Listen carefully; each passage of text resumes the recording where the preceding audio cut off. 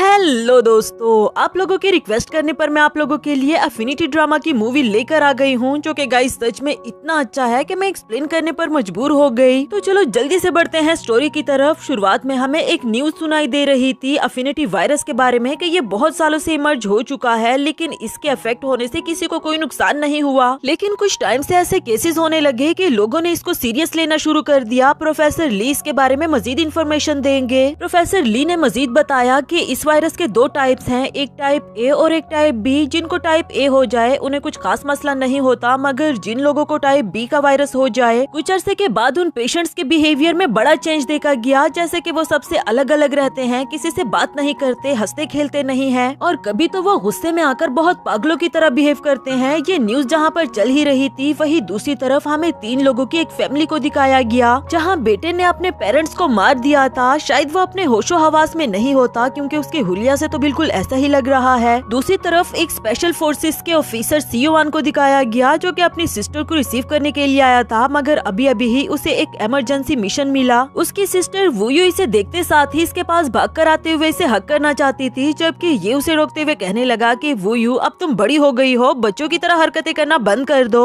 वुयू बोली कि क्यों बंद करूं, आपकी प्रमोशन हो गई है तो मैं खुश भी ना हूं क्या? वैसे आपकी ये जो स्पेशल एडमिनिस्ट्रेशन फोर्सेज है, क्या ये डेंजरस है? मैंने सुना कि जिन लोगों को अफिनिटी बी वायरस हुआ वो लोगों पर अटैक करते हैं। भाई क्या ये बात सच है? CO1 उसको खामोश कराते हुए कहता है कि तुम इस बारे में सोचना और सर्च करना बंद कर दो, और ये बताओ कि तुम्हारे ब्लड टेस्ट का रिजल्ट कैसा रहा। वुयू ने बताया कि अरे भाई, मुझे अफिनिटी ए वायरस है जिसका बॉडी पर कोई भी असर नहीं होता, इसलिए आप परेशान होना बंद कर दें। CO1 कहने लगा कि चलो गुड हो गया, मैं एक अर्जेंट मिशन पर जा रहा हूँ, तुम भी मेरे साथ चलो। जैसे ही वो कंप्लीट होता है तो उसके बाद हम दोनों साथ में घर जाएंगे। तभी वुयू ने स्पेशल एडमिनिस्ट्रेशन फोर्सेस की गाड़ियों को तेजी से जाते हुए देखा, जिसे देखकर वो कहने लगी कि भाई ऐसा लग रहा है कि कोई बहुत बड़ा और सीरियस केस हो गया। न्यूज के थ्रू हमें बताया गया कि ज्यादा परेशान होने की कोई बात नहीं, गवर्नमेंट ने एक स्पेशल एडमिनिस्ट्रेशन फोर्सेस बनाई है जो कि अफिनिटी बी वाले पेशेंट को डील करेगी, यानी कि उनके ट्रीटमेंट में हेल्प करेगी। खैर नेक्स्ट सीन में स्पेशल एडमिनिस्ट्रेशन फोर्सेस उस जगह पर पहुंच आई थी जहां पर ये केस हुआ है।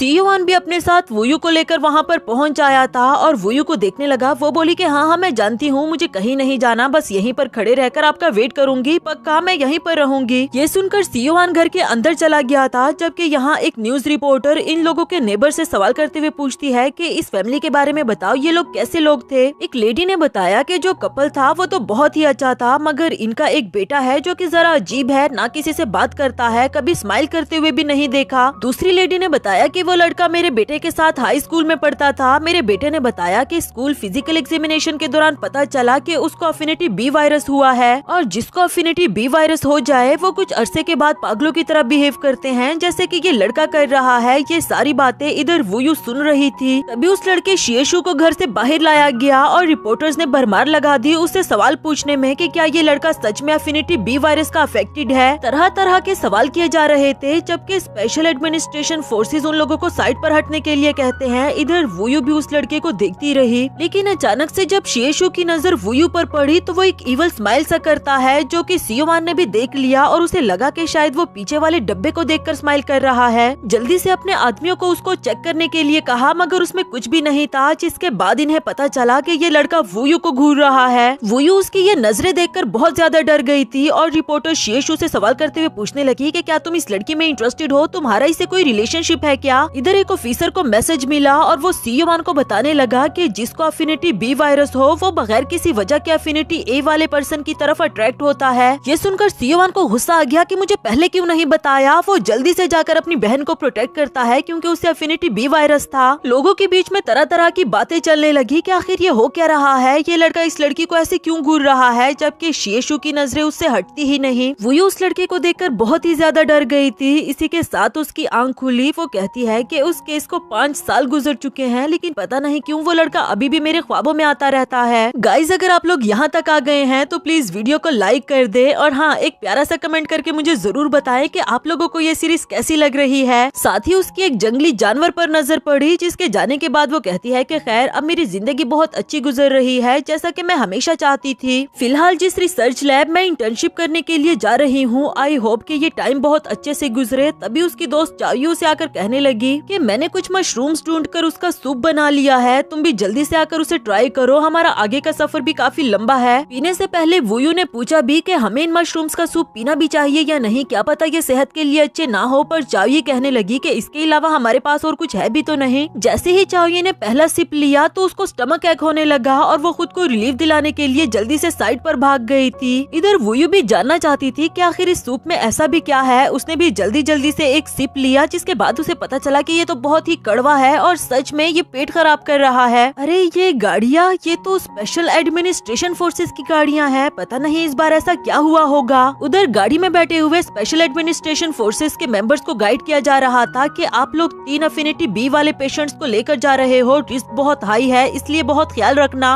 अभी गाड़ी में पीछे से एक धमाकेदार किस्म की आवाज आई, जिसकी वजह से इन्हें गाड़ी रोक कर पीछे जाकर देखना पड़ा कि आखिर क्या हुआ है। जैसे ही वो लोग देखने के लिए पीछे को आए तो वो तीनों पेशेंट्स अपनी अपनी जगह पर लेटे हुए थे, मगर अचानक से उन लोगों ने अपनी आंखें खोली, जिसके बाद गोलियां चलने की आवाज आई। वो ये आवाजें सुनकर काफी ज्यादा डर गई थी और जल्दी से उठकर वहाँ से जाने लगी, जबकि इधर अफिनिटी बी पेशेंट्स ने उन लोगों को मार दिया था और इनको ट्रीट करने के लिए जो इनहिबिटर्स बनाए गए थे वो भी इनसे ले लिए। यहाँ वो लड़की कहने लगी कि मुझे अफिनिटी ए की स्मेल आ रही है। देखते ही देखते वो लोग वुयू तक पहुँच जाए और वो लड़का लिनजुआन वुयू के पास आते हुए उसे कहता है कि तुम्हारी स्मेल मुझे बहुत अच्छी लग रही है, तुम मेरी बन जाओ। फिर उसको उठाते हुए गाड़ी में ले आए। वुयू काफी ज्यादा डर गई थी, जबकि अफिनिटी बी के पेशेंट्स गाड़ी को अपने चार्ज में लेकर आगे ले जाने लगे। यहाँ जंगल में जहाँ पर वुयू बैठी हुई थी वहाँ पर एक लड़का आता है, जैसे कि वो वुयू की तलाश में आया हुआ हो। साथ ही उसको अनाउंसमेंट सुनाई दी कि अफिनिटी बी के पेशेंट्स ने स्पेशल एडमिनिस्ट्रेशन फोर्सेस पर अटैक किया है, गाड़ी को भी अपने साथ लेकर जा रहे हैं और एक लड़की को होस्टेज बना लिया। उस लड़के ने जैसे ही ये न्यूज सुनी तो वो स्पेशल एडमिनिस्ट्रेशन फोर्सेस के मेंबर को बेहोश करके उसकी गाड़ी को ले लेता है। यहाँ हमें पता चला कि ये लड़का वही 5 साल पहले वाला शिएशु है जो गाड़ी को बहुत फास्ट ड्राइव करने लगा। गाइस सच में यहाँ बिल्कुल ऐसा लग रहा था जैसे ये किसी गेम का सीन हो। अफिनिटी बी वाले पेशेंट्स को रोकने के लिए स्पेशल एडमिनिस्ट्रेशन फोर्सेस इनके पीछे पड़ी हुई थी। शिएशु भी उन सब गाड़ियों को पार करके तेजी से उनके पीछे जा रहा था। यहाँ वो लड़की जो ड्राइव कर रही होती है अचानक से अपना कंट्रोल खोने लगी। उसने अपने बॉस को भी बताया। उसका बॉस लिनजुआन से कहता है कि तुम जल्दी से अपने आप को इनहिबिटर लगा लो, हमें यहाँ से दूर जाना होगा तभी हम फ्री हो सकेंगे। वो अभी खुद को इनहिबिटर लगाने ही वाली थी, पर गाड़ी के साथ टकराने की वजह से वो नहीं लगा पाई और उसके हाथ से गिर जाता है, जो कि पीछे वुयू के पास आ गया था। उधर वो पीछे दोनों पेशेंट गाड़ी का दरवाजा खोलकर स्पेशल एडमिनिस्ट्रेशन फोर्सेस की गाड़ियों पर फायर करना शुरू कर देते हैं। इसी दौरान वुयू का एक आंसू गिरा और हवा में तैरता हुआ वो इतनी दूर से यहाँ शिएशु के पास पहुँच आया। जैसे ही वो आंसू इसके फेस पर लगता है, ऐसी एनर्जी जो किसी के कंट्रोल में ही नहीं थी, सेकंड्स में वो अपनी गाड़ी को उस ट्रक के पास ले आया था जिसमें वुयू मौजूद थी। एक बात तो साबित हो गई कि अफिनिटी बी वाला पर्सन अफिनिटी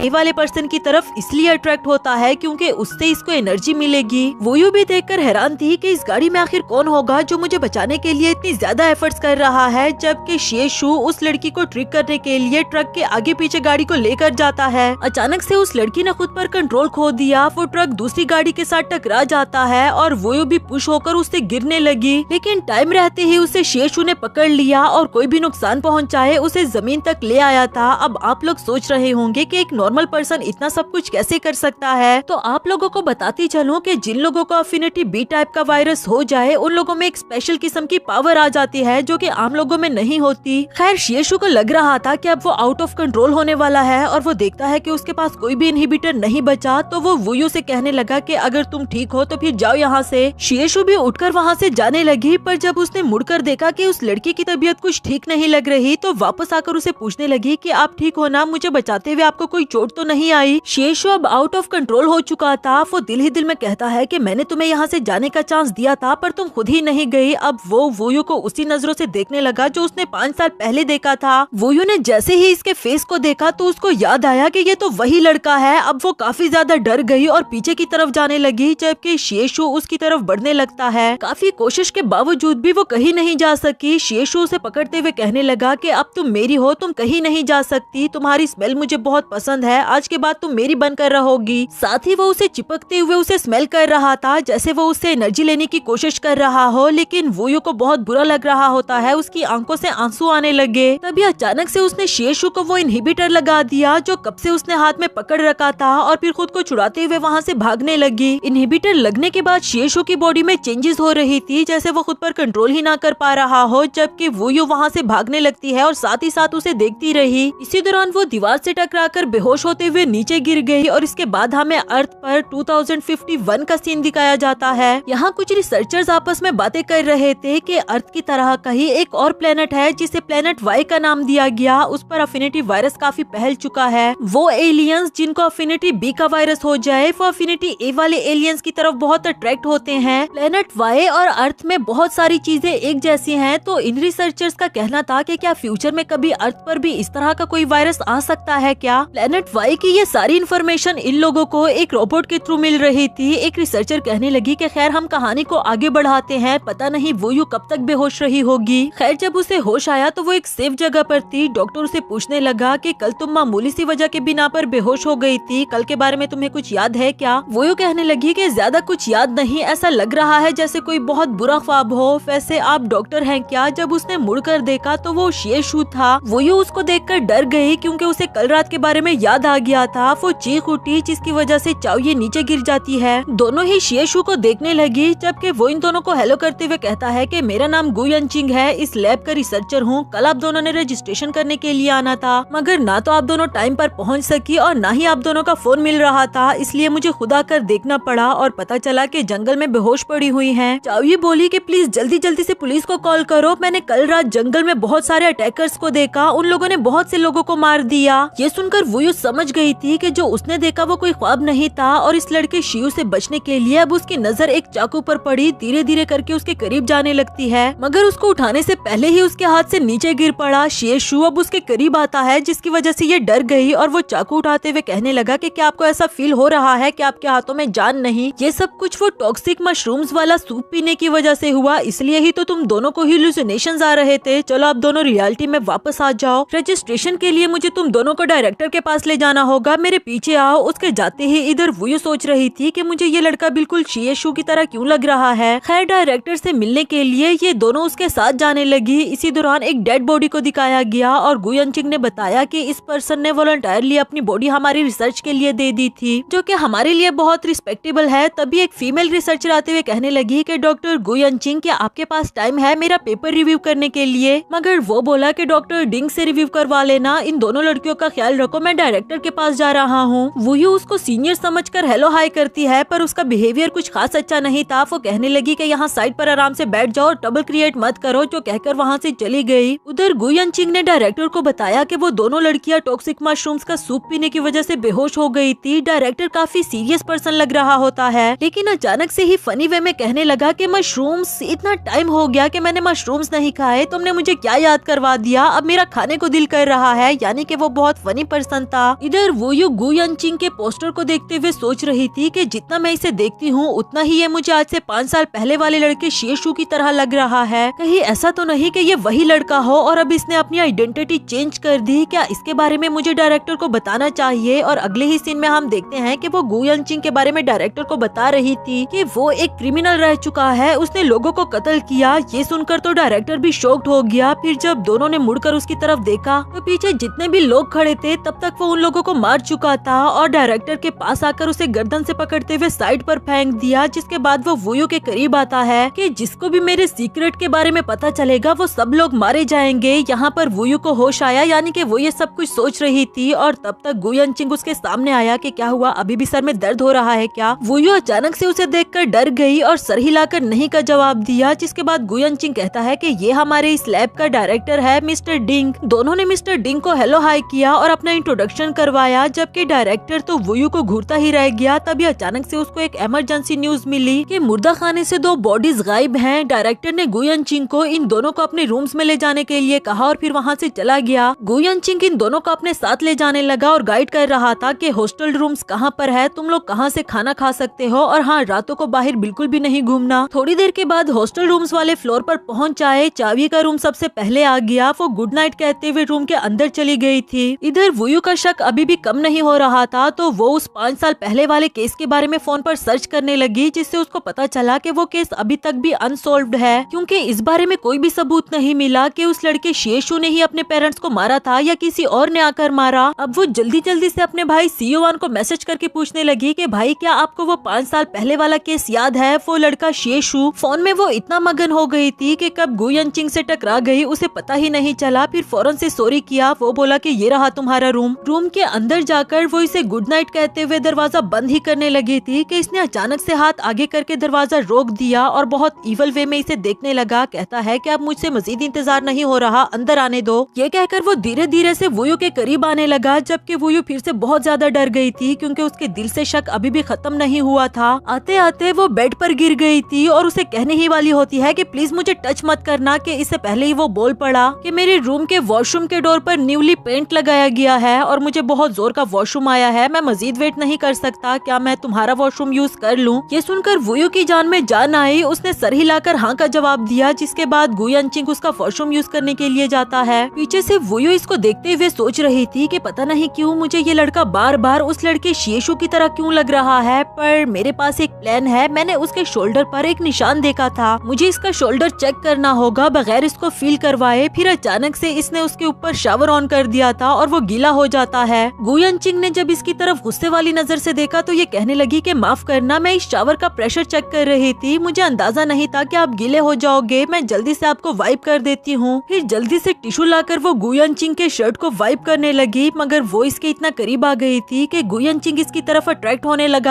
था। लेकिन इससे पहले कि वुयू अपने मकसद में कामयाब हो पाती, गु यनचिंग उसका हाथ पकड़कर उसे दीवार के साथ लगा देता है और कहने लगा कि मिस वुयू, गीली तो मेरी पैंट भी हो गई है, क्या उसे भी वाइप करने में आप मेरी हेल्प करोगी? ये सुनकर वुयू बहुत ज्यादा शर्मिंदा हो गई और गु यनचिंग कहने लगा कि यहाँ अपने रिसर्च पर ध्यान देना, ना कि ऐसे फजूल किस्म के कामों पर। आज जो कुछ भी हुआ मैं ऐसा समझूंगा कि ऐसा कुछ हुआ ही नहीं। जो कहकर वो चला गया और इधर वुयू को उसके भाई सियोवान की कॉल आई। इससे पूछता है कि क्या हुआ, तुम अचानक से शिएशु के बारे में क्यों पूछने लगी? वुयू बोली कि अच्छा तो उस लड़के का नाम शिएशु है, ऐसे ही उसके बारे में पूछा क्योंकि कई बार वो मेरे ख्वाब में आ चुका। ये सुनकर सियोवान बोला कि क्या तुम्हारे ख्वाब में आ चुका है, तुमने मुझे इस बारे में पहले क्यों नहीं बताया? वुयू बोली कि भाई इसीलिए ही तो नहीं बताया क्योंकि आप खामखा परेशान हो जाते हो। खैर बताओ ना उसका क्या हुआ? सियोवान ने बताया कि वो आज से 4 साल पहले ही इलनेस की वजह से मर चुका। जो सुनकर वुयू कहने लगी कि चलो मेरी फिक्र खत्म हुई और आपको भी मेरे बारे में परेशान होने की कोई जरूरत नहीं, ये देखो मैं यहाँ पर बिल्कुल ठीक हूँ, ये रूम भी बहुत अच्छा है। कुछ देर के बाद उसने कॉल काट दी, मगर सियोवान को कुछ गड़बड़ लग रही थी। दूसरी तरफ डायरेक्टर को बताया गया कि सीसीटीवी कैमरास में एरर आ चुका था, उसमें कुछ भी पता नहीं चल रहा कि दोनों लाशें कहाँ गई। डायरेक्टर बोला कि ये वाली बात इस लैब से बाहर नहीं जानी चाहिए, जाकर बाकी के कैमरास चेक करो, मैं तब तक मुर्दा खाने में जाकर देखता हूँ। जैसे ही वो मुर्दा खाने के अंदर जाता है तो हम देखते हैं कि कुछ सेकंड्स के बाद दरवाजा उसके पीछे खुद ब खुद बंद हो गया और कुछ मिनट्स गुजरने के बाद वो खुद ब खुद ओपन भी हो जाता है। यहाँ वुयू लिफ्ट से नीचे आ गई थी। वो देखती है कि फोन पर सिग्नल्स क्यों नहीं आ रहे, ऊपर से मुझे इतनी भूख भी लगी है। चलते चलते वो कैफेटेरिया तक पहुंच आई थी। यहाँ फाइनली उसे खाने को नूडल्स मिले और वो इसको ओपन करने ही लगी थी कि अचानक से पीछे से उसे कुछ आवाज आई।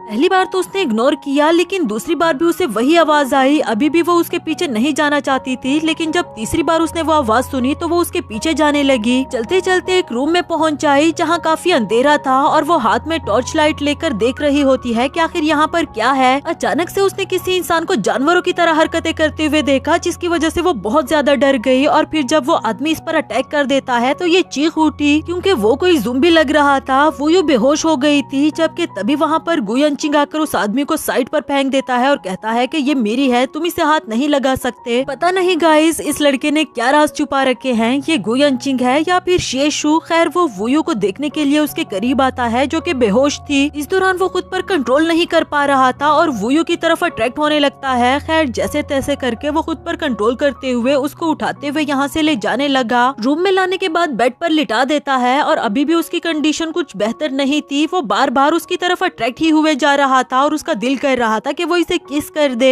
लेकिन जैसे ही उसने देखा कि वुयू को होश आ रहा है तो जल्दी से पीछे हट गया और इसे कहता है कि तुम फिक्र नहीं करो, जिस पर्सन ने तुम पर अटैक किया अब वो हमारे कंट्रोल में है। वुयू को याद आया कि ये वही पर्सन था जिसकी आपने हमें डेड बॉडी दिखाई थी, वो दोबारा से जिंदा हो गया है। गुयनची खामोशी से खड़ा उसकी ये बातें सुन रहा था और अपने हाथ को साइड पर रखा हुआ होता है। वुयू ने जब नोटिस किया तो कहने लगी कि क्या हुआ, आपके हाथ पर चोट आई है, प्लीज दिखाओ मुझे। उसके हाथ को देखने के चक्कर में उसे हक कर देती है और बेचारा गुयनची जो इसे बचने की कोशिश कर रहा था, ऊपर से ये फिर से इतना करीब आ गई। अब भला ये कैसे खुद को कंट्रोल करता। वुयू ने उसे फिर से सॉरी कहा, जबकि गुयनची अचानक से ही उसे खुद से दूर करते हुए कहने लगा कि वो आदमी डेड नहीं था, उसको कुछ टाइम के लिए हमने ऐसे डोजेस दे रखे थे जिसकी वजह से उसकी बॉडी साइलेंट हो गई थी। खैर मैंने सिक्योरिटी को अलर्ट कर दिया और हाँ, तुम ये छोटे मोटे ट्रिक्स मुझ पर अप्लाई करना बंद कर दो। वुयू को दिल ही दिल में बहुत ज्यादा बुरा लग रहा था कि पता नहीं डॉक्टर गुयनचिंग मेरे बारे में क्या सोच रहा होगा। तभी अचानक से लाइट चली गई और वुयू इतना ज्यादा डर जाती है कि उसने गुयनचिंग को हक कर दिया, जो कि वो बिल्कुल भी नहीं करना चाहती थी। उससे पूछने लगी कि क्या यहाँ पर ऐसी लाइट जाती रहती है। वो बोला कि वैसे तो ऐसा कभी भी नहीं हुआ, खैर चलो हम जाकर चेक कर लेते हैं।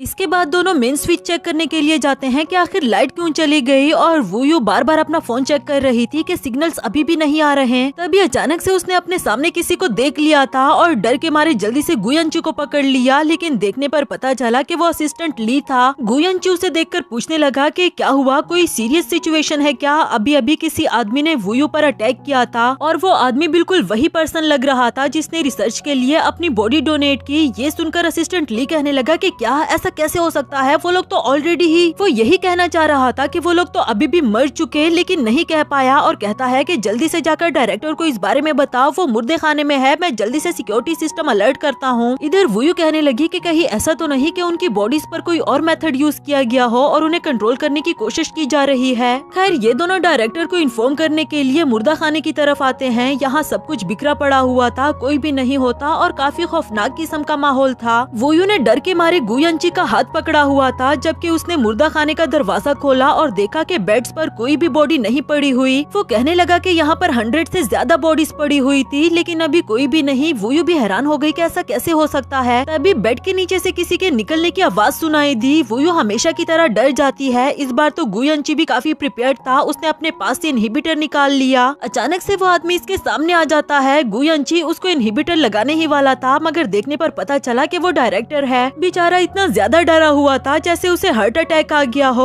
वुयू से पूछने लगी कि क्या हुआ, आप पर भी क्या उस पर्सन ने अटैक किया? डायरेक्टर बोला कि क्या मतलब, तुम पर भी उसने अटैक किया? जिसका जवाब गुयनची ने दिया कि वो आप कंट्रोल में है, असिस्टेंटली सिक्योरिटी को अलर्ट करने के लिए गया हुआ है। खैर आप ये बताओ कि मुर्दा खाने से सारी बॉडीज गायब कैसे हो गई? डायरेक्टर बताने लगा कि यार क्या बताऊं, 2 बॉडीज गायब थी, मैं चेक करने के लिए अंदर गया। फ्लैशबैक से हम देखते हैं कि अंदर जाकर वो अभी कुछ लिखने ही वाला होता है कि अचानक से उसका पेन नीचे गिर गया, जिसे उठाने के लिए वो बेड के नीचे चला गया था। लेकिन ऊपर आने से पहले ही उसने देखा कि वो आदमी बेड से उतरकर नीचे जाने लगे। सिर्फ वही आदमी नहीं बल्कि सभी बेड से उतरकर नीचे जा रहे थे। बेचारा डायरेक्टर तो इतना ज्यादा डर गया था कि उसको कुछ भी समझ नहीं आती और वहीं पर सुन हो गया। प्रेजेंट में वो बता रहा था कि अगर मैंने क्विक एक्शन ना लिया होता तो शायद अब मैं यहाँ पर खड़ा ना होता। तभी वुयू को किसी पर्सन का ब्रेसलेट मिला जिस पर उसका नाम लिखा हुआ था और ये भी कि वो अफिनिटी बी वायरस का अफेक्टेड है। अब उसे शक हो गया था, दोनों की तरफ घूरने लगी और कहती है कि इसका मतलब ये सभी लोग अफिनिटी बी के पेशेंट्स थे। आप लोग इनकी बॉडीज पर कोई और रिसर्च कर रहे हो ना? इधर डायरेक्टर और गुयनची भी एक दूसरे को देखने लगे। गुयनची ने बताया कि इसके इंटर्नशिप रूल्स में ये बात मेंशन है कि इसे सारी बातें कॉन्फिडेंशियल रखनी होगी, हम इस पर ट्रस्ट कर सकते हैं। जिसके बाद डायरेक्टर भी इसको बताने लगा कि आज से 5 साल पहले अफिनिटी बी वाले पेशेंट्स की हालत कुछ ज्यादा ही सीरियस हो गई थी, जिसकी वजह से गवर्नमेंट को एक स्पेशल फोर्स बनानी पड़ी और इस पर रिसर्च भी स्टार्ट हो गई थी। रिसर्च से यही कंक्लूजन मिला कि वो लोग जिनको अफिनिटी बी टाइप का वायरस हो जाए उन्हें आम लोगों से कहीं ज्यादा पावर मिल जाती है और उन लोगों को रन का नाम दिया गया। लेकिन रन में इमोशनल अनस्टेबिलिटी होती है, समटाइम्स उनको नहीं पता चलता कि वो क्या कर रहे हैं, कुछ भी कर बैठते हैं और बाद में उनको रियलाइज होता है। वुयू को आज से 5 साल पहले उस आंटी की बात याद आई कि जिन लोगों को टाइप बी का वायरस हो जाए कुछ टाइम के बाद उनका बिहेवियर अजीब होने लगता है, यानी कि पागलों की तरह हरकतें करते हैं। वुयू ने पूछा कि मतलब कि उनको प्यार और तकलीफ जैसी कोई चीज फील नहीं होती? डायरेक्टर ने बताया कि हाँ तुमने बिल्कुल ठीक समझा। वक्त के साथ साथ गवर्नमेंट को रन लोगों के पावर का अंदाजा हुआ और वो इन्हें यूज करने लगे आम लोगों को प्रोटेक्ट करने के लिए। मगर कुछ टाइम के बाद रन लोग अपना कंट्रोल खो देते थे, फिर वो खुद को या फिर आसपास के लोगों को नुकसान पहुंचाना शुरू कर देते थे और इस दौरान वो मारे जाते। गुयनचिंग ने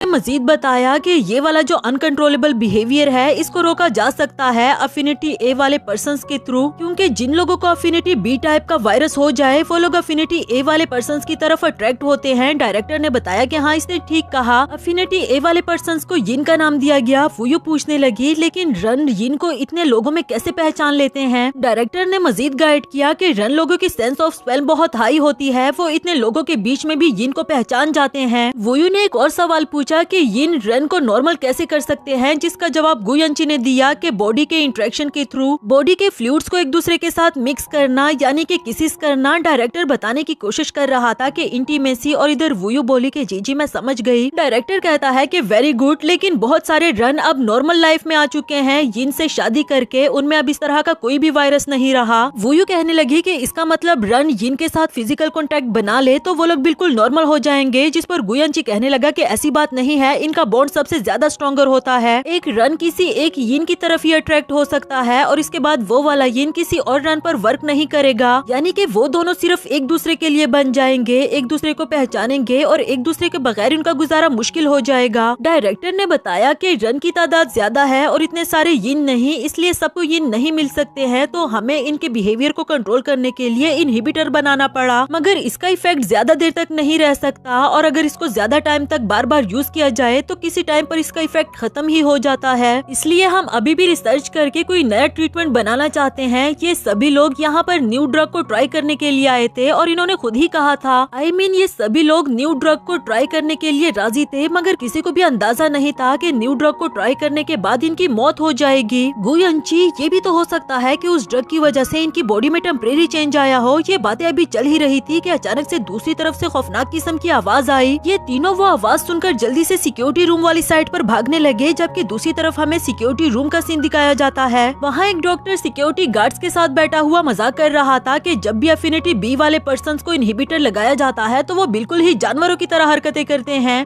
साथ ही उनकी पैरोडी करके भी दिखा रहा था, जिस पर सभी लोग काफी हंस रहे होते हैं। तभी पीछे से एक और गार्ड आया। वो कहता है कि किस बात पर इतना हंस रहे हो, मुझे भी बताओ, मैं भी हंसना चाहता हूँ। डॉक्टर बोला कि हाँ बैठो, मैं तुम्हें भी बताता हूँ। उसके हाथ से लॉलीपॉप लेते वक्त उसके हाथ पर ब्रेसलेट देख लिया था अफिनिटी बी के पर्सन वाला, जो देखकर वो बहुत ज्यादा डर गया। बाकी के गार्ड्स भी अलर्ट हो गए थे, लेकिन तब तक बहुत देर हो चुकी, क्योंकि वो आदमी उनको गोली मार देता है। इवन के और भी रन यहाँ पर आ चुके थे और वो आदमी लियू इस डॉक्टर को पकड़ते हुए कहता है कि अब तुम भी उन लोगों की तरह तड़पो जिस तरह वो जानवरों की तरह आवाजें निकालते हैं ना। ये कहते ही उसे इनहिबिटर लगा देता है। वो डॉक्टर काफी ज्यादा तड़प रहा था, लेकिन ये उस पर बिल्कुल भी रहम नहीं खाता। तब तक असिस्टेंट ली पहुंच आया और इन लोगों को देखते हुए कहने लगा। लियू ने उसको देखकर हाय किया और कहता है कि मेरे साथ ये मजाक करना बंद करो, मैं अब सीरियस हो गया हूँ और मौत का खेल तो अभी शुरू हुआ। दूसरी तरफ वो तीनों स्टेयर्स चढ़ कर फाइनली सिक्योरिटी रूम तक पहुँच आए थे। तभी वुयू ने अचानक से लियू को देखा। गार्ड्स उसके पास आकर पूछते है कि हमें गोली चलने की आवाज सुनाई दी, तो वो बोला कि हाँ इस तरफ मैंने किसी आदमी को भागते हुए देखा। जब वो सिक्योरिटी गार्ड उसके पीछे जाते हैं तो इसने उन दोनों को गोली मार दी। वुयू बहुत ही ज्यादा डर गई थी, लेकिन इससे पहले कि उसके मुंह से आवाज निकलती, गुयनची ने उसके मुंह पर हाथ रखकर उसे साइड पर ले आया था। लियू को यहाँ पर किसी के होने का शक हो गया था। अब वो धीरे धीरे करके इनके करीब आता है, लेकिन इससे पहले कि इन लोगों को देखता, तभी पीछे से लिनजुन ने आवाज दी कि सारे इनहिबिटर्स हमें मिल गए और वो बोला कि बहुत अच्छी बात है, इन सबको अपने पास सेव कर लो ताकि फ्यूचर में हम खुद का कंट्रोल खोकर अपने आप को नुकसान ना पहुंचाए। अब वक्त आ गया है इन चूहों के साथ खेलने का। जो भी यिन मिले उसे अपने पास रख लो और बाकी सबको मार डालो। ये जगह सिर्फ हमारी होगी। यहाँ यिन और रन मिलकर खुशी से रहेंगे। दूसरी तरफ वो तीनों इनकी बातें सुन रहे होते हैं। डायरेक्टर तो काफी ज्यादा डरा हुआ था। खैर उनके जाने के बाद ये लोग सिक्योरिटी रूम में आए तो देखा कि सभी गार्ड्स मरे हुए हैं और गुयनची कहने लगा कि यकीनन ये उन रन लोगों का काम होगा। वो यूँ कहने लगी कि जल्दी से सब कैमरास की तरफ देखो, वो सभी रन किसी और फ्लोर पर जाने की कोशिश कर रहे थे। डायरेक्टर बोला कि इस फ्लोर पर तो डोम है, यानी कि हॉस्टल रूम्स। ओह गॉड, जल्दी से एलिवेटर की चाबी ढूंढो, हमें एलिवेटर को बंद करना होगा। वो यूं कहने लगी कि आखिर आप लोगों ने ऐसा क्या ड्रग दिया है इन लोगों को कि ये सबको मारना चाहते हैं। डायरेक्टर बोला कि मैं सच कह रहा हूँ, वो नॉर्मल ड्रग था और इन सब लोगों की मर्जी से हुआ ये सब कुछ। पता नहीं अब ये क्या हो रहा है। खैर जल्दी से चाबी ढूंढो। तभी लिव की आवाज आई कि ऐसा लग रहा है कुछ चूहे हमें सीक्रेटली देख रहे हैं, चलो फिर सबसे पहले इनका काम तमाम करे। इधर डायरेक्टर कहने लगा कि माफ करना, गलती से मेरा हाथ दब गया था और वहाँ हमारी आवाज सुनाई दी। खैर अब क्या ही हो सकता है, चाबी ढूंढनी तो जरूरी थी। वूयू ने देखा कि ऊपर मेटल डिटेक्टर पड़ा हुआ है। वो जल्दी से उसे लेने की कोशिश करती है पर वो काफी ऊंचा था। गुयनची ने उसे उठाकर ऊपर किया, जो कि वूयू बिल्कुल भी एक्सपेक्ट नहीं कर रही थी। उसने जल्दी से मेटल डिटेक्टर उठाया और फिर गार्ड्स के पॉकेट्स में से चेक करने लगी। यहाँ उसे चाबी मिल जाती है और निकालते हुए पूछने लगी कि क्या यही चाबी है। डायरेक्टर ने देखकर कहा कि हाँ यही चाबी है। वो जल्दी से एलिवेटर पर लगाने के लिए गया, लेकिन अचानक से उसका पैर स्लिप हुआ और वो गिर जाता है। चाबी भी उसके हाथ से गिर गई। इससे पहले कि वो फ्लोर से नीचे गिरती, इधर वूयू ने उसे हाथ लगाया और दूसरी तरफ गुयनची उसे पकड़ लेता है। उधर रेन भी एलिवेटर पर पहुंचने ही वाले थे। वूयू ने आवाज दी कि जल्दी से चाबी दो। गुयनची ने उसे चाबी पकड़ाई और ये जल्दी जल्दी जाकर एलिवेटर पर लगा देती है, जिसकी वजह से काम बन गया। वूयू थकन के मारे वहीं पर बैठ गई थी और गुयनची इसके पास आकर हाथ आगे बढ़ाते हुए कहने लगा कि काफी तेज दिमाग चलता है तुम्हारा। इससे पहले कि वूयू उसके हाथ में हाथ देती, किसी और ने उसका हाथ पकड़ लिया था और हम देखते हैं कि वो डायरेक्टर था। कहने लगा कि मैं बूढ़ा हो चुका हूँ, पहले मुझे उठाओ। दोनों ने मिलकर उसे उठाया, जिसके बाद डायरेक्टर कहने लगा कि हमने इन लोगों को एलिवेटर में रोक तो दिया, लेकिन फिलहाल हमें स्प्लिट होना होगा। एक बंदा टॉप फ्लोर पर जाकर सैटेलाइट सिग्नल्स को ऑन करे, बाकी हमें दूसरे लोगों को भी अलर्ट करना होगा। गुयनची बोला कि आप बाकी के फ्लोर्स पर जाकर सबको अलर्ट करे, तब तक मैं टॉप फ्लोर पर जाकर सिग्नल्स ऑन करता हूँ। और हाँ, मैं अकेला जाऊंगा, किसी को अपने साथ नहीं ले जा सकता। एलिवेटर पर जाना रिस्की है, इसलिए स्टेयर्स के थ्रू जाना। इधर वूयू सोचने लगी कि इतने सारे फ्लोर्स पर स्टेयर्स के थ्रू जाना। फिर जल्दी से गुयनची के पीछे जाने लगी कि डॉक्टर गुयनची, मैं आपके साथ जाना चाहती हूँ। आई स्वेयर मैं आपके लिए कोई मुसीबत नहीं बनाऊंगी।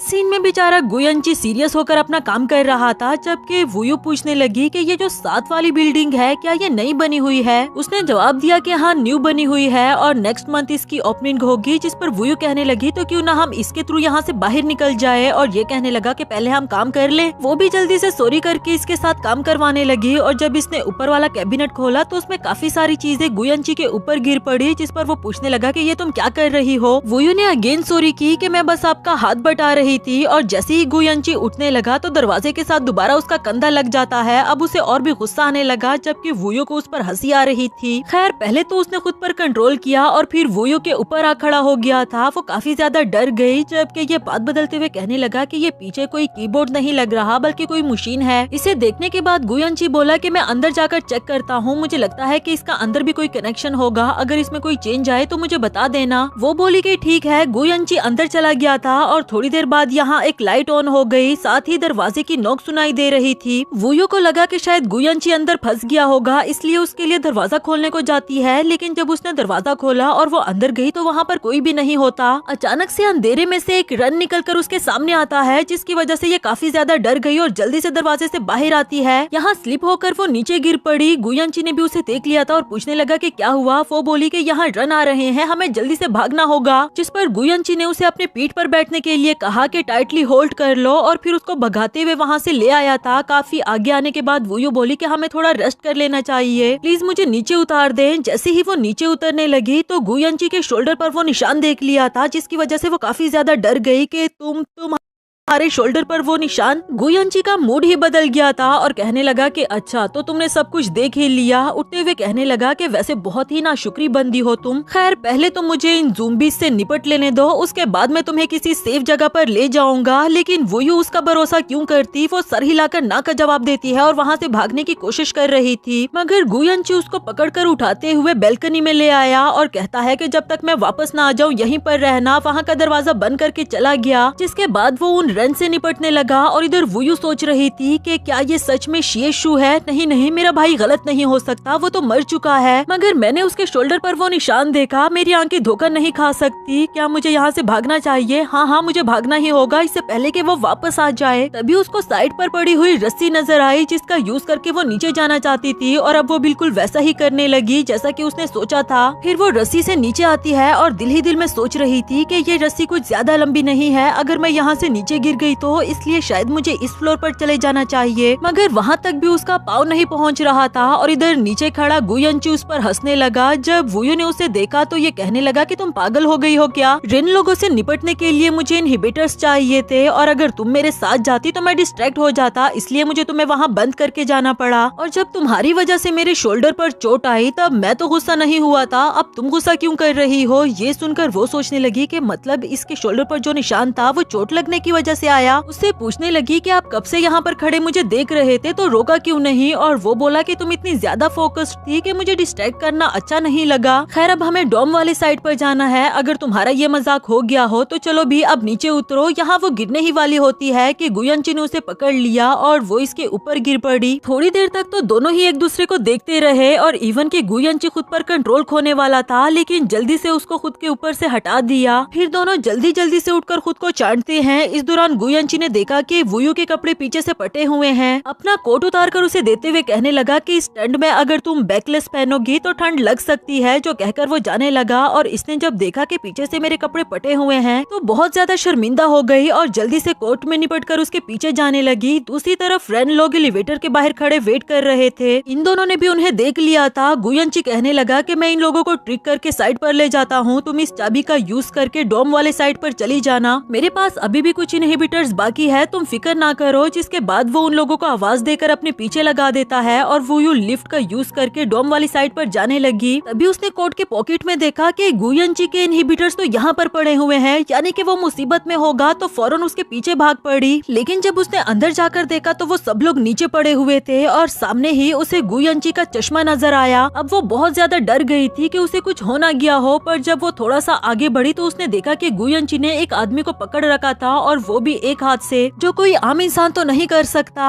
अब ये भी काफी डर गई और उससे कहने लगी कि मिस्टर गुयंची, इसका मतलब तुम रेन हो? इस पर गुयंची कहने लगा कि चलो तुम अच्छे टाइम पर आई हो, फाइनली तुम्हें पता चल चुका, मैं भी नाटक कर करके थक चुका था, लॉन्ग टाइम नो सी। उसकी ये इवल स्माइल देखकर इसे शिएशु याद आ गया और डर के मारे पीछे की तरफ जाने लगी। साथ ही उसे पूछती है कि शिएशु तुम मरे नहीं हो क्या? क्योंकि सियोमान ने तो इसको यही कहा था। जबकि शिएशु इसके करीब आता है और जैसे ही इसे टच करने लगा तो वो डर के मारे नीचे बैठ गई। खैर उसके पास बैठते हुए कहता है कि मैं मरा नहीं हूँ, ये एक सीक्रेट है, और फिर उसका फेस पकड़कर अपनी तरफ किया जिससे इसको याद आया कि इसने पहले भी एक दफा मेरे साथ ऐसा किया था। और जल्दी से कहने लगी कि पिछली बार उन तीनों रेन से तुमने ही मुझे बचाया था ना? जिस पर वो बोला कि फाइनली तुम्हारी मेमोरी भी वापस आ गई, लेकिन पता है क्या, इसके लिए तुम्हें उन इडियट्स को ब्लेम करना चाहिए जिन लोगों ने तुम्हें टारगेट किया। तुम मेरी हो तो उनका हक नहीं बनता कि वो लोग तुम्हें टच भी करें। तुम्हें बचाने के चक्कर में बाद में मैंने अपना कंट्रोल खो दिया था, जिसकी वजह से मैंने तुम्हें डरा दिया और तुम्हें मुझ पर शक हो गया था। मगर होश में आने के बाद जब मैंने तुम्हें टॉक्सिक मशरूम्स वाली कहानी सुनाई तो तुमने उस पर भरोसा कर लिया और उसके बाद सब कुछ ठीक हो गया। वुयू को उससे काफी ज्यादा डर लग रहा था। कहने लगी कि आखिर तुम मुझसे क्या चाहते हो? यही कि मैं तुम्हारे साथ फिजिकल कांटेक्ट बनाऊं। जो सुनकर शिएशु ने हंसना शुरू कर दिया। प्यार से उसको हाथ लगाते हुए कहने लगा कि ऐसी कोई बात नहीं, मैं तुम्हें कितना पसंद करता हूँ इस बात का तुम्हें अंदाजा ही नहीं, तुमने मेरी सारी जिंदगी ही बदल दी। वो अपने स्कूल लाइफ के बारे में बताने लगा और साथ ही हमें फ्लैशबैक का सीन दिखाया जाता है कि वो सबसे अलग थलग होकर रहता था, किसी से कोई बात नहीं करता था। जिंदगी बहुत बेसुरी थी उसके लिए और इसमें थोड़ा सा रंग डालने के लिए उसने सोचा कि क्यों ना एक गेम खेला जाए, दूसरे लोगों को कॉपी करके उनकी तरह बनने की कोशिश की जाए। फिर वो बिल्कुल ऐसा ही करने लगा, लोगों को कॉपी करके उनकी तरह स्माइल करने की कोशिश करता था, उनकी हेल्प करता था, ये देखने के लिए कि वो भी नॉर्मल पर्सन बन सकता है कि नहीं। कुछ अरसे के बाद उसे काफी सारी लड़कियां लव लेटर्स लिखने लगी थी, मगर ये सब कुछ भी अब उसके लिए बोरिंग बन गया था। उसने वो सब कुछ उठाकर डस्टबिन में फेंक दिया। इसके बाद उसका वो केस बन गया जहाँ उसने अपने पेरेंट्स को कत्ल कर दिया था और आफ्टर दैट जब उसे वहाँ से ले जाया जा रहा था तभी उसकी नजर वुयू पर पड़ी। वो कहता है कि पहली बार जब मेरी तुम पर नजर पड़ी तो पता नहीं क्यों अचानक से मेरे दिल में बहुत ज्यादा खुशी आ गई थी, जैसे यही सारी खुशी हो, इसके बाद और कोई जिंदगी नहीं है। जिस सेंटर में उसका ट्रीटमेंट चल रहा था वहाँ भी वो सिर्फ फूयो के बारे में सर्च करता रहता और इतने सालों के बाद भी उसे यही रियलाइज हुआ कि मैं उस लड़की को नहीं भुला सकता। काफी अरसे के बाद मैंने ये डिसाइड कर लिया कि हर हाल में तुम मुझे चाहिए हो। इसके बाद वो अचानक से वूयू के पास से गुजरता है। वूयू की भी इस पर नजर पड़ी लेकिन पहचान नहीं पाई। इसको देखने के चक्कर में आगे सियोवान से जाकर टकरा जाती है, जबकि वो इसे कहने लगा कि क्या हुआ तुम्हें, एक ब्लाइंड डेट पर ही तो भेजा था तुम्हें मैंने, इतना ओवर रिएक्ट क्यों कर रही हो। वूयू बोली कि भाई आइंदा मुझे इस तरह के ब्लाइंड डेट्स पर मत भेजे, मुझे इस तरह के लड़के नहीं पसंद, मुझे कोई प्यारा सा लंबा लड़का चाहिए जिसके पेरेंट्स ना हो, क्योंकि मैं कोई फैमिली ड्रामा नहीं चाहती। सियोवान बोला कि क्या होगा अगर वो कोई बहुत गुस्से वाला पर्सन हुआ तो, जिस पर वूयू ने जवाब दिया कि फिर उससे मुझे डैड वाली फीलिंग्स आएगी। खैर इसको छोड़े, मैंने जीनस लैब में रिसर्च इंटर्नशिप के लिए अप्लाई किया है, मैं अपना करियर सेट करना चाहती हूँ। ये सारी बातें इधर शिएशु सुन रहा था। वो खुद से ही कहता है कि अगर मैं हमेशा के लिए इस लड़की को अपने पास रखना चाहता हूँ तो जरूरी है कि इसको मुझसे प्यार हो जाए। आफ्टर दैट वो अपनी आइडेंटिटी चेंज करके जीनस लैब में आ गया था ताकि यहाँ वो वूयू से मिल सके। लैब में उसने इतनी ज्यादा मेहनत की कि डायरेक्टर की नजर में वो बहुत अच्छा रिसर्चर बन गया था। इसको लिस्ट पकड़ाते हुए कहने लगा कि इनमें से कोई 2 इंटर्नी चूज कर लो। शिएशु ने जब वूयू की सीवी देखी तो वो कहता है कि फाइनली तुमसे मिलने का वक्त आ गया। इसके बाद भी तुम्हारे साथ रहकर तुम्हें पता है मैं कितनी बार आउट ऑफ कंट्रोल हुआ। मैं तुम्हें टच करना चाहता था, किस करना चाहता था, लेकिन मैंने नहीं किया क्योंकि मैं इस बात का इंतजार कर रहा था कि मैं तभी करूंगा जब तुम्हें मुझसे प्यार हो जाए। अब तुम खुद बताओ, क्या मैं तुम्हारा आइडियल पर्सन नहीं बना। वूयू को अभी भी उसे डर लग रहा था। कहने लगी कि मेरा आइडियल पर्सन बनने के चक्कर में तुमने मेरे साथ इतना बड़ा मजाक किया। उसको पुश करके खुद से दूर करने ही वाली थी, जबकि शिएशु ने उसका हाथ पकड़ लिया और इसके करीब आने लगा और अब वो खुद पर कंट्रोल खो बैठता है, जिसकी वजह से इसके करीब आकर इसे किस करना चाह रहा था। वूयू बोली मगर तुमने खुद ही कहा कि तुम वेट करोगे जब तक मुझे तुमसे प्यार ना हो जाए। शिएशु बोला कि मुझे नहीं पता मैं कब तक खुद पर कंट्रोल कर पाऊंगा। क्या तुम यही चाहती हो कि मैं इस लैब के सभी लोगों को मार दूं? तुम्हें नहीं पता कि रेन लोग जब आउट ऑफ कंट्रोल हो जाए तो कितना बुरा हो सकता है। चलो अब मुझे और वेट मत कराओ। वूयू फिर भी उसको धक्का देते हुए कहती है कि मैं जल्दी से इनहिबिटर्स लेकर आती हूँ। फिर वो रेन लोगों के पास जाकर इनहिबिटर्स ढूंढती है और ढूंढकर इसके पास ले आई थी कि ये लो। वो बोला कि मुझे इंजेक्ट कर दो। वूयू को डर लग रहा था कि मैंने पहले कभी किया नहीं इसलिए मुझे इंजेक्ट करना नहीं आएगा, जबकि शिएशु इसका हाथ पकड़कर खुद में इंजेक्ट कर देता है, जिसके बाद अब वो बेटर हो गया था और वूयू इसको उठाते हुए अपने साथ ले जाने लगी। पर अचानक से उसने इसको टाइटली हग कर दिया था और इसके दोनों हाथों को भी पीछे बांध देता है। वूयू बोली कि क्या हुआ, तुमने इनहिबिटर लगा तो लिया है? और वो कहने लगा कि जैसे ही इनहिबिटर लग जाए तो बॉडी में चेंजेस आती है, थोड़ी देर के लिए मुझे ऐसे ही तुम्हारे पास रहने दो। एक बात पूछूं, अगर मैं सभी लोगों को यहाँ से निकालने में तुम्हारी हेल्प कर दूं तो क्या फिर तुम मेरे साथ फिजिकल कांटेक्ट बनाओगी? वूयू सोचने लगी कि सबको यहाँ से बाहर निकालना ज्यादा जरूरी है, इसलिए कहने लगी कि हाँ मैं बनाऊंगी। इस बात ने शिएशु को खुश कर दिया था। वो कहता है कि थोड़ी देर और मुझे ऐसे ही पकड़ के रखो और इसी के साथ हमारा फर्स्ट पार्ट यहाँ पर खत्म हुआ। गाइज इस ड्रामा के 40 एपिसोड्स हैं, यानी कि काफी लंबा ड्रामा है और यकीनन एक ही लॉन्ग वीडियो में तो एक्सप्लेन नहीं हो सकता, इसलिए मैंने डिसाइड किया कि मैं इस ड्रामा को आप लोगों के लिए पार्ट्स में एक्सप्लेन करूं, क्योंकि मैं हर एक एपिसोड को बहुत अच्छे से एक्सप्लेन करना चाहती हूं और मेरी पूरी कोशिश होगी कि मैं हर एक पार्ट को जितना जल्दी हो सके अपलोड करूं। तो गाइज मुझे मोटिवेट करने के लिए अच्छे से और प्यारे कमेंट्स करते रहें और हाँ, वीडियो को लाइक और चैनल को सब्सक्राइब करना तो बिल्कुल भी ना भूलें। हेलो दोस्तों, तो बढ़ते हैं इस सीरीज के सेकंड पार्ट की तरफ। वीडियो पसंद आए तो वीडियो को लाइक, चैनल को सब्सक्राइब और प्यारे प्यारे से कमेंट्स करना तो बिल्कुल भी ना भूलें। शुरुआत में हम डायरेक्टर डिंग को देखते हैं जो इतने सारे फ्लोर स्टेयर से चढ़कर आया। अब बेचारे की बुरी हालत हो गई थी, उससे चला भी नहीं जा रहा, जो जैसे तैसे करके फाइनली हॉस्टल के रूम तक पहुँच आया था और उन दोनों लड़कियों को साथ बैठे हुए देखकर उन्हें भागने के लिए कहता है, लेकिन बेचारे के मुँह से लफ्ज भी नहीं निकला जा रहा क्योंकि वो बहुत ज्यादा थक चुका था। तभी पीछे से एक फायर की आवाज सुनाई दी और एक रन यहाँ पर चलते हुए आता है। वैसे तो ऐसा लग रहा था कि ये लोग पकड़े गए हैं, लेकिन असल में ये सभी चुप गए थे। उसके वापस जाने के बाद रूई डायरेक्टर से पूछने लगी कि ये रन तो सारे मर चुके थे ना, ये जिंदा कैसे हो गए? तो वो बोला कि पता नहीं जिंदा कैसे हो गए, लेकिन अब ये सबको मारना चाहते हैं, हमें जल्द से जल्द सबको इन्फॉर्म करना होगा। वो दूसरी लड़की बोली कि अरे कल छुट्टी है, सब लोग पहले ही जा चुके, सिर्फ हम बच्चे हैं। दूसरी तरफ हमें एक चावी को दिखाया गया जो कि बहुत मजे की नींद सो रही थी और इसी दौरान उसने डोर पर नॉक की आवाज सुनी जैसे कोई अंदर आने की कोशिश कर रहा हो, जिससे उसको जाग आ गई और बगैर कुछ सोचे समझे वो जाकर उसके लिए दरवाजा खोलने लगती है। लेकिन अचानक ही किसी ने उसके मुंह पर हाथ रख दिया था, जो कि वुयू थी। वो इसे साइड पर लाकर खामोश रहने को कहती है। रन लोग बाहर ही खड़े इसके रूम में इंटर होने की कोशिश कर रहे थे, लेकिन तब तक ये तीनों विंडो के थ्रू वहाँ से बाहर जा चुके। चावी बोली कि आखिर ये हो क्या रहा है।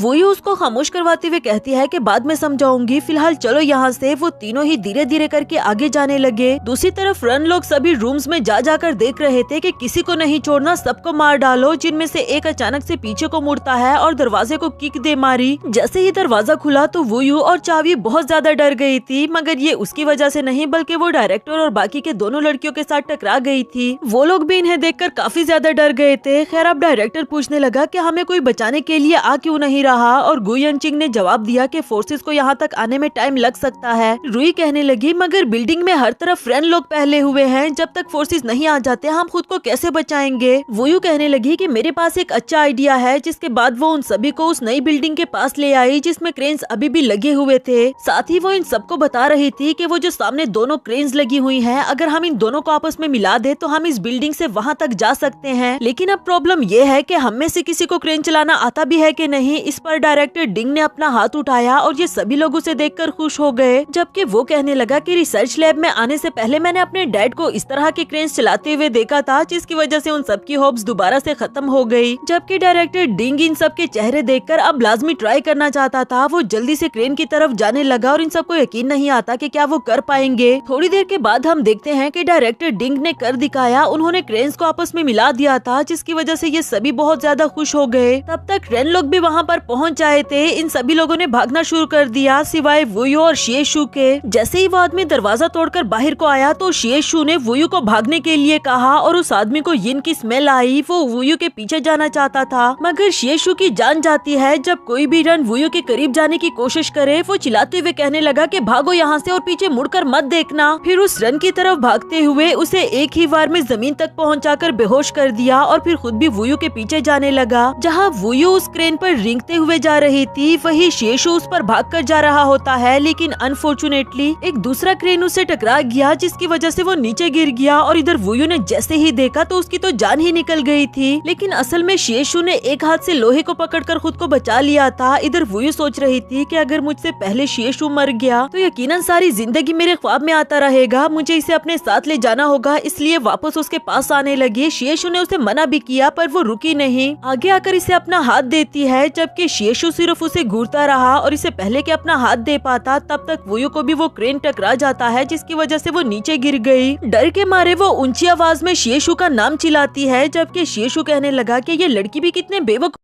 वाले काम करती है। अब उसने भी अपना हाथ छोड़ दिया था और बहुत तेजी से वुयू की तरफ आने लगा। गाइस कैसे बताऊं, ये वाला सीन बिल्कुल ऐसे ही लग रहा था जैसे वो कोई वैम्पायर हो। हवा में ही वो वुयू के करीब आता है और उसको पकड़ लिया था, जिसके बाद दोनों ही धीरे धीरे करके जमीन की तरफ आने लगे। बगैर कोई नुकसान पहुंचाए उसे जमीन पर लैंड करवा देता है और फिर कहने लगा कि तुमने मुझे सरप्राइज कर दिया। मुझे यकीन नहीं आ रहा कि तुम्हें मेरी इतनी फिक्र है। वुयू बोली कि ऐसी कोई बात नहीं, वो तो मैंने इसलिए किया क्योंकि मैं नहीं चाहती थी कि तुम सारी जिंदगी मेरे ख्वाबों में आते रहो। तभी पीछे पानी में से एक बड़ा जानवर दिखाया गया, जिसने वुयू को डरा दिया था। और शिएशु कहने लगा कि इसको भी अफिनिटी बी टाइप का वायरस हो चुका है। वैसे तो जानवरों को अफिनिटी वायरस होने के चांसेस बहुत कम है, लेकिन जिस जानवर को हो जाए गवर्नमेंट उसे भी अपने फायदे के लिए यूज कर रही है। वुयू हैरान हो गई कि भला जानवर को कैसे कंट्रोल में किया जा सकता है, जिस पर उसने बताया कि असल में इसमें किसी इंसानी रन का खून डाला जाता है और जिसका इसमें खून हो वो इसे कंट्रोल कर सकता है। तभी ल्यू यहाँ पर आ गया था और इन दोनों को देखते हुए कहने लगा कि अरे तुम दोनों मुझे यहाँ पर मिल गए। पता है क्या, मेरे डार्लिंग ऑक्टोपस को बहुत भूख लगी हुई है और मुझे भी। वुयू तुम मेरी यिन क्यों नहीं बन जाती? अगर तुम ऐसा करोगी तो फिर मैं बाकी के लोगों को छोड़ दूंगा। ये बात सुनकर शिएशु को बहुत ज्यादा गुस्सा आ गया। वो ल्यू की तरफ भागते हुए उस पर अटैक करके जमीन तक ले आया था, लेकिन दूसरी तरफ ऑक्टोपस ने वुयू को पकड़ लिया, जिसकी वजह से इसे ल्यू को छोड़ना पड़ा। लियू ने उसके सामने शर्त रख दी कि या तो मेरा ऑक्टोपस इस लड़की को मार डालेगा या फिर तुम्हें थोड़ा सा खून मेरे ऑक्टोपस को देना होगा, क्योंकि तुम्हारी बॉडी में इस वायरस का इफेक्ट ज्यादा है और मैं चाहता हूँ कि मेरा ऑक्टोपस और ज्यादा पावरफुल हो जाए। शिएशु को इसके लिए मानना पड़ा। वो अपना ब्लड देना शुरू कर देता है और साथ ही गुस्से की नजर में लियू को देख रहा था, मगर फिर अचानक से उसका खून ऑक्टोपस में इतना ज्यादा चला गया कि उसने ऑक्टोपस को अपने कंट्रोल में ले लिया और लियू को भी वहीं पर बेहोश कर देता है। वो यू जल्दी से इसके पास आते हुए कहने लगी कि और खून देना बंद करो वरना तुम वीक हो जाओगे, जबकि ये बोला कि मैं आउट ऑफ कंट्रोल हो रहा हूँ, प्लीज मुझे काम डाउन करो।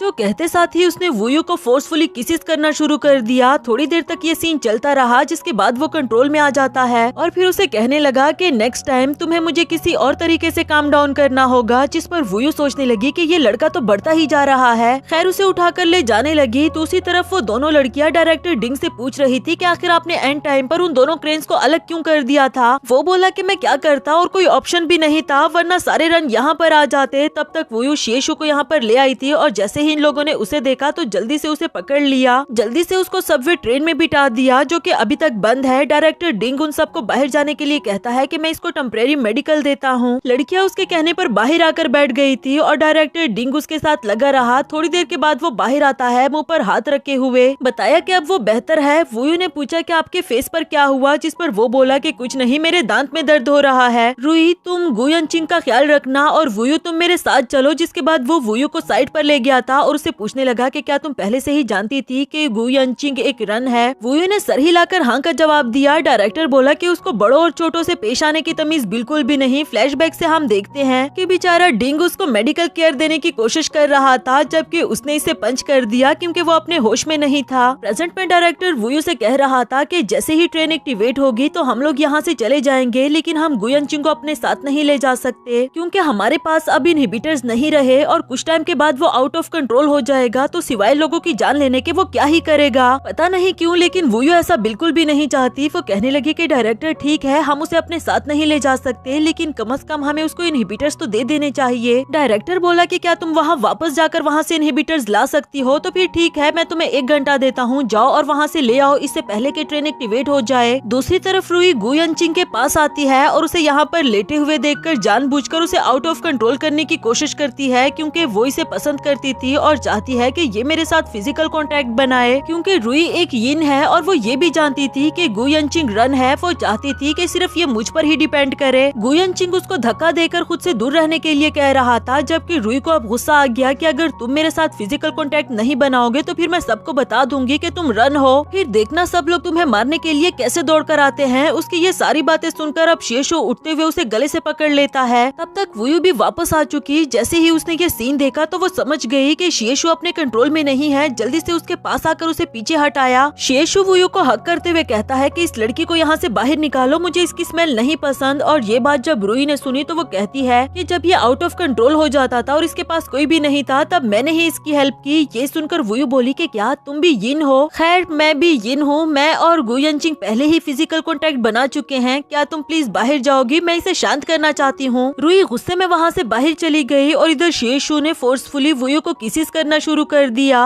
वुयू को शिएशु की फिक्र जरूर होती है मगर उससे कोई प्यार नहीं था, इसलिए वो ये किसिस वाला कोई भी सीन नहीं चाहती और फिलहाल वो मजबूर भी है। जितना हो सके उससे बचने की कोशिश करती है, लेकिन शिएशु उसके करीब जाता रहा उसे किसिस करने के लिए और काफी देर तक ये सीन चलता ही रहता है। फिर जैसे ही वो कंट्रोल में आया तो उसने वुयू को सॉरी किया। वुयू कहने लगी कि मैं तुम्हारे लिए इनहिबिटर्स लेने को गई थी मगर मैं नहीं ला पाई, शायद हम दोनों को साथ जाना चाहिए। इसके बाद दोनों ने रेड कलर के यूनिफॉर्म्स पहन लिए जो सभी रन लोगों ने पहने हुए थे। वुयू कहने लगी कि मैं उन सभी को बाय नेम और बाय फेस जानती हूँ, हम उनके सामने नहीं आएंगे जो पहले से हमें जानते हैं। जबकि शिएशु ने उस पर एक परफ्यूम छिड़क दिया और उसे सूंघते हुए कहता है कि अब तुम्हारे ब्लड की स्मेल किसी को भी नहीं आएगी, अब तुम सेफ हो। आफ्टर दैट दोनों इनहिबिटर्स लेने के लिए उन रन लोगों के बीच में आ गए थे। यहाँ वुयू देखने की कोशिश करती है लेकिन उसे कुछ नजर नहीं आ रहा तो शिएशु ने उसे उठा लिया था। खैर धीरे धीरे करके वो दोनों आगे बढ़ते हैं और इनहिबिटर्स तक पहुँच गए, मगर यहाँ यहाँ उन दोनों को एक रन ने देख लिया जो पहले से ही इनको पहचानता था।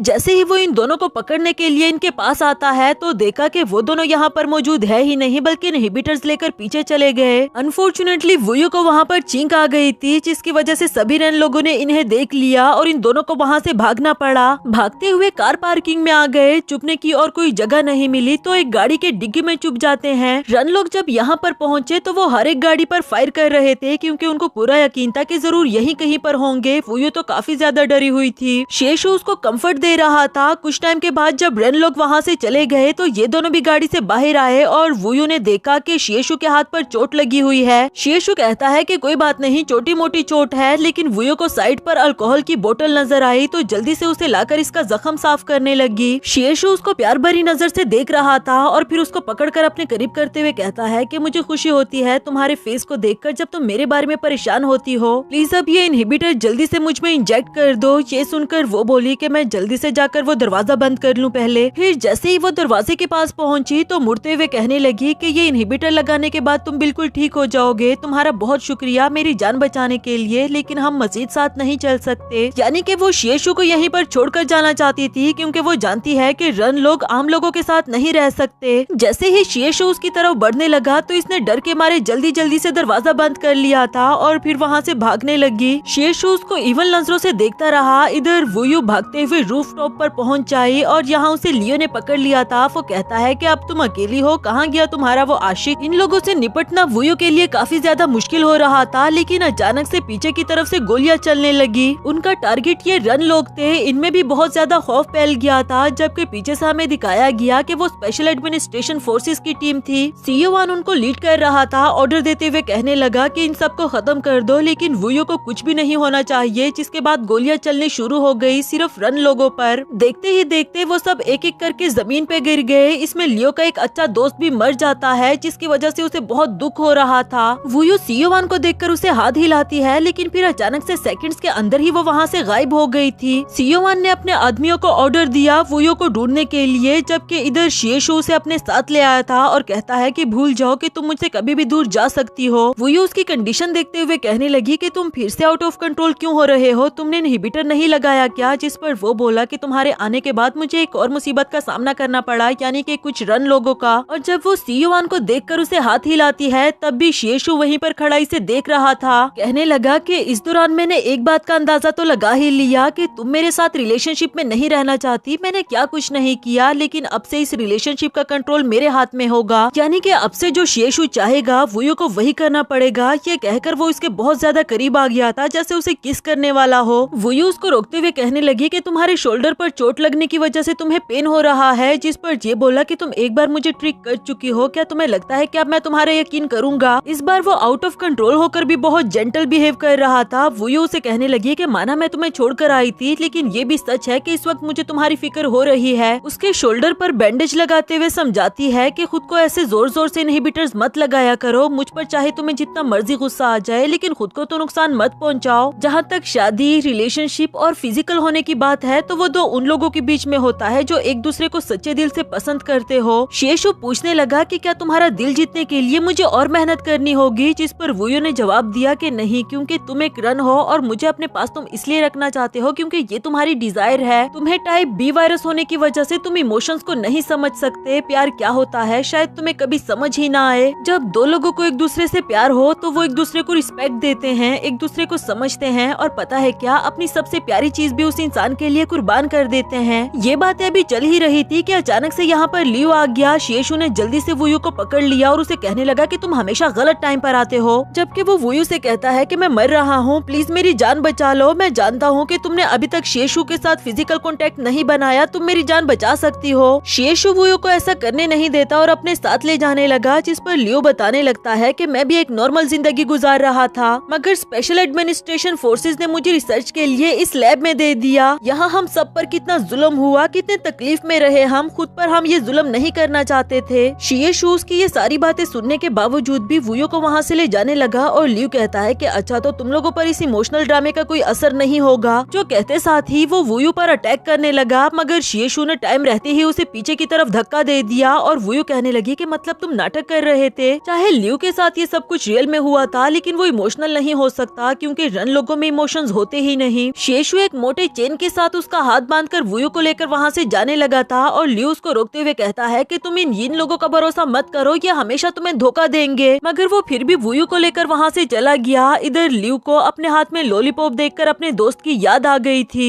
ये लॉलीपॉप उसने किसी मेडिसिन से बनाई थी जो वो अपने दोस्त को देते हुए कहता है कि इसको खाने के बाद हम पर इनके एक्सपेरिमेंट्स का असर नहीं होगा और हमारी जान बच सकती है। इसीलिए ही तो जब इन पर एक्सपेरिमेंट किया गया तो ऐसा लग रहा था कि ये लोग मर गए हैं, लेकिन कुछ टाइम के बाद ये लोग जिंदा हो गए थे। इधर वुयू इनहिबिटर्स लेकर उसके पास वापस आ गई थी, देते हुए कहने लगी कि तुमने इतने सारे लोगों को मार दिया, क्या तुम्हें उनका दर्द फील नहीं हुआ और आज अपना दर्द तुम्हें नजर आ रहा है। उसके पास इनहिबिटर्स रख दिए, जिसके बाद शेशु आकर इसे अपने साथ ले गया था। लेकिन इससे पहले कि वो इनहिबिटर को उठाकर खुद को लगा पाता, तभी एक लिंजू नामी लड़के ने उसको फायर करके मार दिया था। सियोवान सामने आते हुए कहने लगा कि गुड जॉब, ऐसे लोगों को जिंदा रहने का कोई हक नहीं। गाइस पता नहीं क्यों, लेकिन अभी के लिए तो मुझे सबसे बड़ा विलन सियोवान लग रहा है। इसके बाद वो लोग वुयू को ढूंढने लगे, जबकि इधर शेशु वुयू को अपने साथ ले आया था और उसको भी इसे डर लग रहा होता है, जैसे उसके साथ नहीं जाना चाहती। शेशु पूछने लगा कि क्या हुआ, मैंने तुम्हें डिसअपॉइंट किया है क्या? जिस पर वो कहने लगी कि मुझे बस डर लग रहा है कि तुम कुछ गलत तो नहीं करोगे। अब वो एक एक कदम इसकी तरफ बढ़ते हुए आ रहा था और कहने लगा कि हाँ, सोच रहा हूँ ना कि जिसने मुझे धोखा दिया है उससे बदला लिया जाए। खैर, जो अभी थोड़ी देर पहले तुमने मुझसे बातें की थी, मैं उसके बारे में सोचूंगा। तभी वुयू को सियोवान की आवाज सुनाई दी। शेशु उसको पकड़ते हुए कहता है कि याद रखना, मेरी एग्जिस्टेंस के बारे में किसी को भी पता नहीं चलना चाहिए, क्योंकि स्पेशल एडमिनिस्ट्रेशन फोर्सेस मुझे अपने साथ तो ले जाएगी, लेकिन जब मैं आउट ऑफ कंट्रोल हो गया तो उन सबको नुकसान पहुंचा सकता हूं और इसमें गलती सिर्फ तुम्हारी होगी। अब जाओ, आज के बाद से तुम आजाद हो। ये कहते साथ ही उसको खुद से दूर पुश कर दिया था, जबकि वुयू को यकीन ही नहीं आता। वो आगे चल चल कर बार बार इसे देखती रही। कुछ देर तक शेशु वहाँ पर खड़ा रहा और फिर गायब हो गया। वुयू सोच रही थी कि मुझे यकीन नहीं आ रहा, इस लड़के ने इतनी आसानी से मुझे आजाद कर दिया। तब तक सियोवान ने उसे ढूंढ लिया था और उसको देखते साथ ही इसने हक कर दिया कि भैया थैंक गॉड तुम आ गए हो। नेक्स्ट सीन में घर आने के बाद वो बार बार वुयू से पूछ रहा था कि क्या वो लड़का शेशु अभी भी तुम्हारे ख्वाब में आता रहता है, और ये बोली कि भैया बस कर दो, मैं थक चुकी हूँ और आप मुझसे क्या सवाल किए जा रहे हो। जिसके बाद वो अपने रूम में चली गई थी और नेक्स्ट सीन में वो सोने की कोशिश करती है, लेकिन उसे बार बार शेशु के ख्याल आ रहे थे। उठकर विंडो के पास जाती है और जब वापस मुड़ी तो शेशु उसके सामने खड़ा था और अगेन इसे बेड पर लाकर किसिस करने लगा। वुयू पूछने लगी, लेकिन तुमने तो मुझे आजाद कर दिया था। वो बोला, लेकिन अब मैं अपने वर्ड्स वापस ले रहा हूँ। कुछ देर के बाद वुयू को रियलाइज हुआ कि ये उसकी हेलुसिनेशंस थी। अगली सुबह सियोवान नाश्ता बना रहा था और वुयू उसके पास आकर मजे मजे से बातें करने लगी। वो कहती है कि भैया थैंक गॉड कि हम यिन है और रन नहीं,